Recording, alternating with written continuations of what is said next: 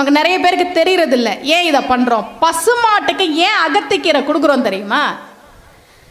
பசுமாடு இலதலையெல்லாம் சாப்பிடுது இல்ல, அதுல சில விஷ செடிகளும் இருக்கும். இப்ப அரளிலாம் விஷம் அப்படின்னு சொல்றோம்ல, அது மாதிரி விஷ செடியும் அது சாப்பிடும். அது பெருசா பாதிக்காது. அது எவ்வளவு சாப்பிட்ற போது பெருசா பாதிக்காது.